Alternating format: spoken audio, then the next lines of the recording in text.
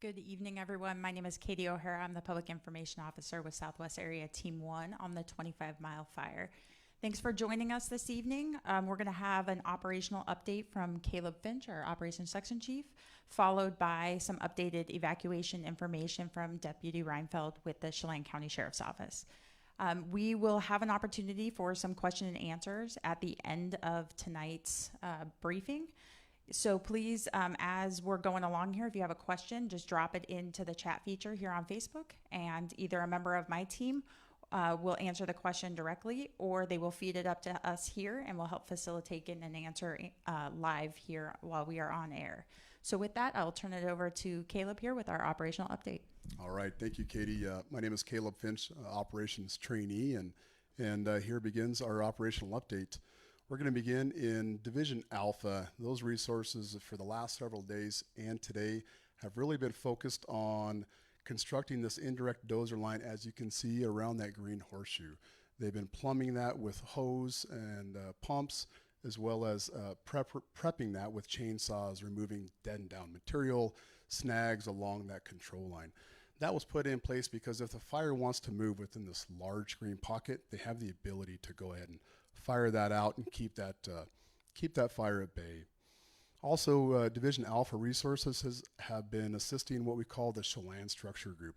Those folks have really been putting a lot of effort and focus on these communities along the entire Lake Chelan corridor, all the way from drop point to end up near 25 Mile south, all the way to drop point 30 near First Creek. So what they've been doing is putting in pumps and hose and sprinklers amongst those homes that are most at risk to the fire if it wanted to come off and threaten those as we move down to the lake shore there. As we move around the horn, and we'll get into Division Delta, lots of work has been taking place over the last several days.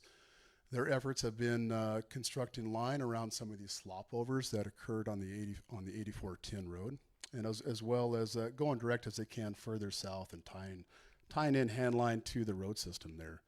Also, they've been focusing on prepping along the Slider Ridge Road, along the 8410 road, making their way all the way out to what we call drop point 40.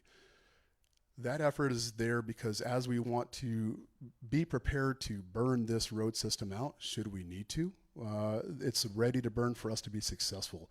Also, over the last couple of days, resources have been focused on beginning to conduct firing operations from about drop point 25 to drop point 23. That effort there is to bring fire along this road system so that some of this active fire that's down here where these green islands are, they can get ahead of that and create that barrier of black to keep that fire from on its own wanting to impact the road system.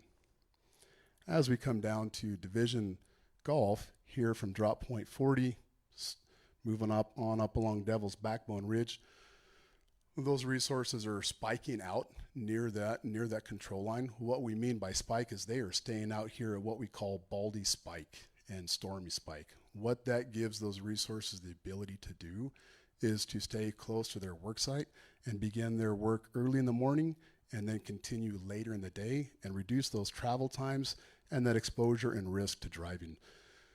So those those resources are focused on that prep. They are removing the ladder fuels from the ground up to the trees. They're removing the dead logs. They're constructing handline if needed, where it's needed. And that same mission, that same operation has taken place in Division November as well, staffed with the division supervisor and a couple crews. Those resources are focused from what we call drop point 50 and Handy Spike, which is another spike, moving south where Division Gulf and Division November can connect and meet in the middle. There's lots of ground to cover here along Devil's Backbone Ridge. It's going to take a little bit of time to get that line in place, but I can guarantee our folks are doing a great job and proud of them. As we move over to Division Tango, all the prep is complete along that road system. They made it all the way from drop point 60 where Fire's Edge comes up onto the ridge, all the way out to drop point 50 and Handy Springs. They've done a great job. They're focused on removing all the dead and down material close to the line, snagging as they can, in anticipation that if we need to continue these firing operations, we will. You know, when I talk about fire and operations, I mentioned, yeah, we may do it, and yeah, and there's times we need to, there's times that we don't need to, and that's a terminology we use where sometimes if fire is starting to threaten a line, we're going to go ahead and conduct that fire and operation. But then there's other times if fire's not pushing it, we may be patient and allow fire to come out to the line, and we can use that as a tool for us so we can continue to conduct that fire and operation as needed. So it's a balanced approach. As we move over to Division Yankee, you can see our containment has increased from east to west, and that continues on. Those resources are extinguishing those hot spots, mopping up those stump holes, extinguishing those logs, and so forth. As we move over we had a little fire over here, Safety Harbor fire. That is looking really good. And I wanted to give you a broad perspective of what's taken place on the map.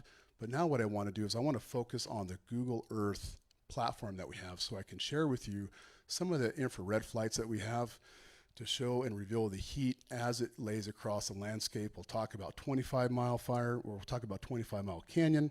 We'll talk about the various peaks and where that fire edge is in relation to the community.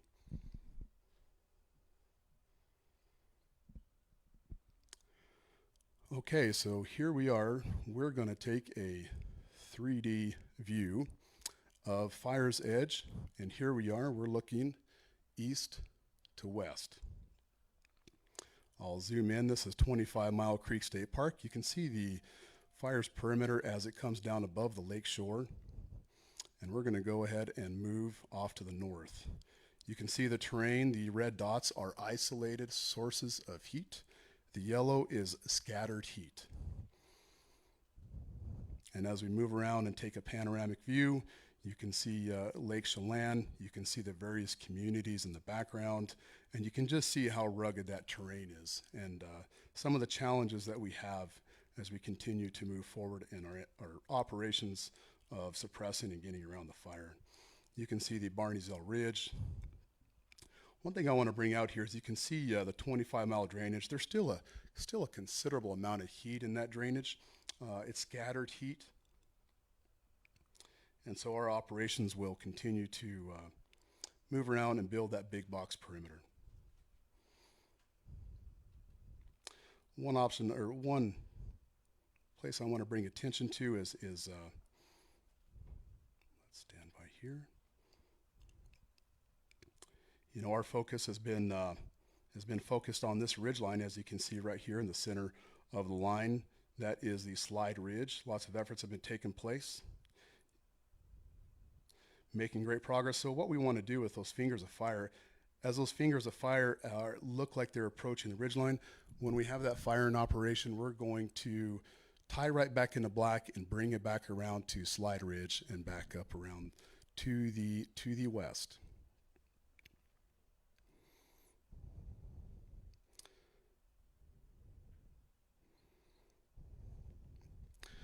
Okay, so basically you can see here on Google Earth, it's a very good viewpoint of where the current fire perimeter is across the landscape, and just really gives you a good idea of how the topography is and some of the challenges we have out there, but also the great success that's been taking place with our folks out there. And thank you. Thanks so much, Caleb. So up next, we will have Deputy Reinhardt join us via Zoom. Good evening. I'm Jason Reinfeld with the Chelan County Sheriff's Office Emergency Management. We've been working with the incident management teams on this fire and meeting frequently with them to discuss evacuation levels and ensure the safety of the residents and property owners along the South Lakeshore Road. We've determined with the fire and the situation that it's in right now, and what Caleb's just demonstrated with that 3D image, that at 6 a.m. tomorrow morning, we'll be reducing that evacuation level along South Lakeshore Road from a level 3 to a level 2. The entirety of South Lakeshore Road from approximately milepost 3 up lake has been at a level 3 since last Tuesday evening. and that will all reduce to a level 2.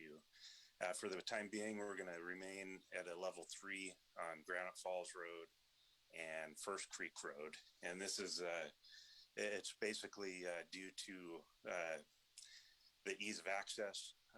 It's not as easy to evacuate from those areas. It's not as easy for us to get back in and notify the public if the hazard represents itself again.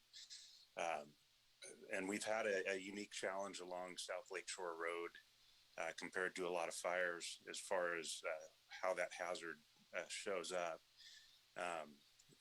It's somewhat unique in the fact that there's only one way to exit South Lakeshore Road. A lot of times we'll have a fire where there's different exit routes. So we ensured to ensure public safety, we wanted to keep that at a level 3 until we were confident we could reduce that. And that's where we'll be at tomorrow at 6 a.m. Keep in mind a level 2, it's still for residents and property owners. We'll no longer have a registry and a staffed roadblock going in on South Lakeshore Road. But I want to remind the public again that this is only for residents and property owners. We need to keep traffic to a minimum. Firefighters are still using this. And we also have that choke point there right at milepost 3 where we only have one lane of traffic flow that has to alternate. So please keep that to a minimum and drive slow. And we need to keep the roadways safe for the firefighters working in the area. Thank you. Thank you so much. So up next, it's time for some question and answers. The first question I saw on there was a rough estimate on containment. And so for our containment numbers this morning, we were sitting at 8% containment, which is this black line up here on top. So you will see on the map, as those containment numbers increase, you'll see that thick black line go around those portions on the map. So we'll continue to provide those updates every morning. So I'm looking for any other questions, and I'm getting head shakes from my help here in the room. So it's a great opportunity to remind folks to continue to put your questions into the chat feature. If there's anything about the evacuation status changes, about the operations, and that conversation that's going on there, please go ahead and put those in there. So up next, I'm going to invite Alan Sinclair, our Incident Commander.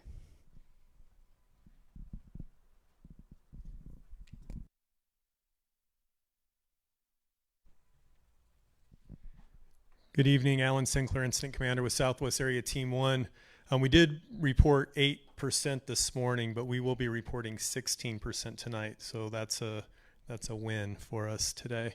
I want to talk a little bit about where we're at nationally again, and I know I brought this up the other night, but we're in planning level 5.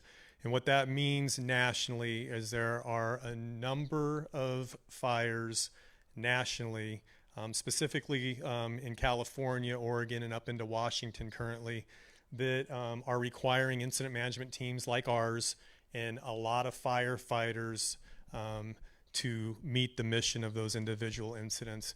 We're having to share resources nationally, which isn't an ideal situation because we have the staffing we need to maintain command and control of the incident, but we can't have a surge of resources coming in and quickly get the work done. So that's where we have to be patient. We have to ensure that the limited resources that we have, we're taking good care of them. We're getting them engaged where they're going to have the most opportunity for success. And I asking for your patience as we're being patient with the resources that we have to meet the needs of this fire. We're really trying to make sure that they are being utilized effectively and making sure that they're getting good rest, getting supported logistically, and getting to be able to do their job safely. So PL5, the record nationally for PL5 is 39 days. We're currently at 35 days. So what that tells me and what I will share with you is that means that we've had our limited wildland resources nationally working for a long time. So we've got fatigued firefighters, and we're really making sure that every decision that we're making is considering their safety, their ability to get rest, and really trying to take care of those folks, because we're still got fire season ahead of us. This fire still has potential. I appreciate Caleb's Google flight that he took you on, because that really should give you the perspective of what the firefighters are out there dealing with. This is rugged country. We do have some folks out in the back country, and we're doing our best to support those folks. So please be patient with us. We're really considering evac levels, as you've heard. That takes a lot of cooperation, communication, and coordination with all the partners that are here working with us. So thank you for your patience, and we'll talk to you again soon. Thanks so much, Alan. So we do have a couple of questions starting to come in on Facebook. We really appreciate folks adding those in there. So the first one up that I'm going to have Caleb answer is, are we worried about the fire running downslide ridge and threatening homes again? Hey, great question, everybody. What I want to talk about is the level 3 versus the level 2. The level 3 within the county is defined as that imminent threat, and that level 2 is classified as a threat but not imminent. So what we've had over the last few days, we've had some spotty showers. We've had a decrease in fire behavior. So the threat isn't imminent as defined in that level 3, but we want to make sure everybody understands there's still a concern out here, but we don't have that imminent threat of fire impacting or threatening to impact these homes and these values at risk.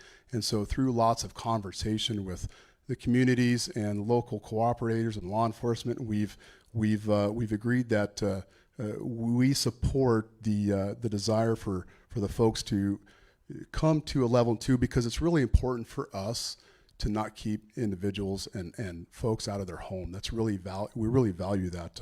So we don't want to do that, but we also want to stress the fact that there's still challenges out here, and should conditions change, we'll be communicating with the local cooperators, as we do numerous times on a daily basis, and sharing lots of information. Thank you. Thanks so much, Caleb. So the next question we have up is, when will we have more information or know the cause of the fire? So I'm going to invite Kari, who is with the Forest Service, to come up and answer that question. Thanks, Kari.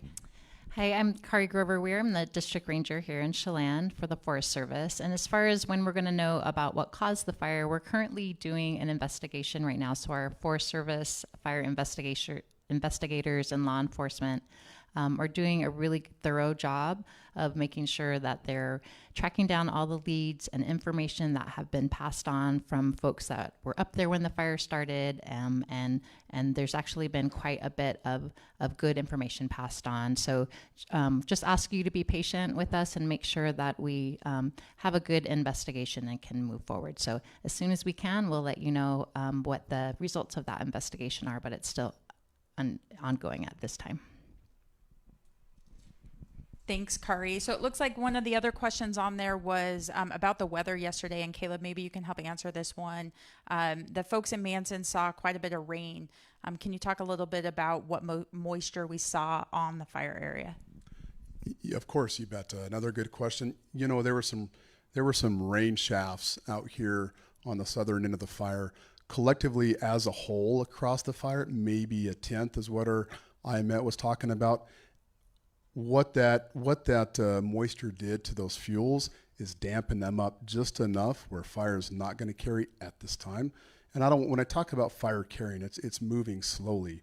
And so once it continues to dry out, we're going to have some movement out here as it starts to dry out. But it's a delaying factor what we received. Thank you. Go ahead and stay up here, Caleb. Next one's for you as well. So the next one is, are you continuing to place sprinklers, pumps, et cetera, working down around South Lake Shore? And where are those things generally located? Okay, we have lots of infrastructure across the homes, from drop point 10 up at 25 Mile all the way down to the slide down here. Lots of infrastructure, hose, pumps, sprinklers. We also began 2 days ago putting that type of equipment in First Creek. And so we'll continue to refine those operations and place those supplies where we think it's needed most. We feel at this time, based on the risk and the fire activity, what we have out there is very substantial for for that for what's taken place, and we'll continue to respond and adjust just accordingly based on those factors. Thanks so much. Thank you. Okay, so one more that may be up in your neck of the woods. Can you talk a little bit about how quickly you think the fire is going to move towards Devil's Backbone, and how long you think that's going to take to get out that direction? Well, that's a good question as well. You know, there's a lot of factors that come into fire movement, and you know, there's various fuel moistures. You know, this elevation up here is really high, so a little higher fuel moisture up there, a little cooler temps up there as well, compared to what's down here along the lakeshore. So that moisture that comes into play over the last couple of days, it takes a little bit longer for it to dry out up here at this higher elevation. It's a little quicker to dry out down here. We talk about solar heating, various areas out here. This old fire scar that's out here, that's gonna suppress the fire movement across the landscape. So we also use various modeling within our computers and programs to show us where this fire may go, where the likelihood of it might go, and what the percentage of it is. And so we're running those models every couple days. Right now, we're continuing to update those models, you know, with some of the wetting moisture that has suppressed the movement. And so at this time, we continue to adjust our models and see what's the next output. Thank you. Yeah, may as well stay. bet. So the next one is talking about, so Alan mentioned that we're going to report in the morning 16% containment. So folks are interested where that additional 8% is going to be on the map. So that 8% containment is going to show right around here, close just west of drop point 20, and a little bit more containment up here. A lot of the resources have been focused on this hand line and this control line, securing that, again, mopping up those stump holes and things I mentioned earlier, as well as spending a lot of effort around this horn near that indirect control line. That's where the containment should show, or will show. Perfect. So the next one I think is actually going to be for Deputy Reinfeld.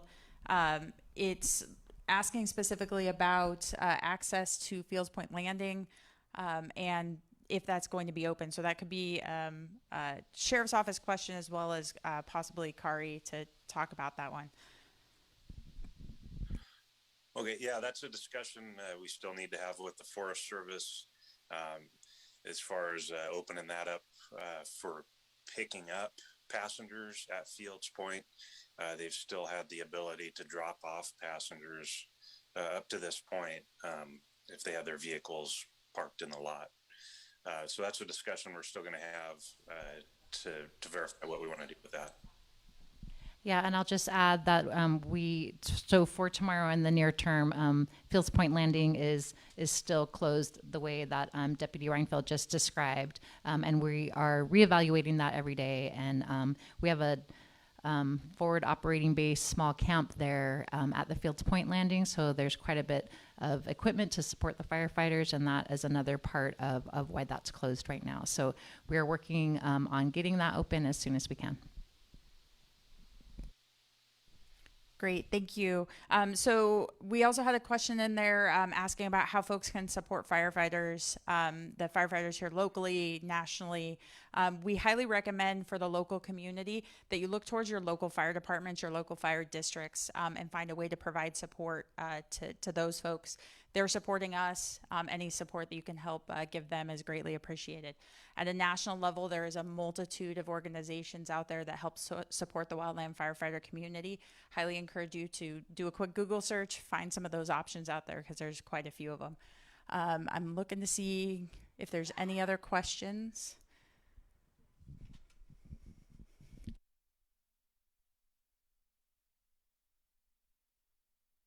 So this question is for Deputy Reinfeld. Will deliveries be allowed up in the level 2 area? So UPS, USPS, FedEx, that kind of thing. Yes, we have allowed those deliveries up to this point.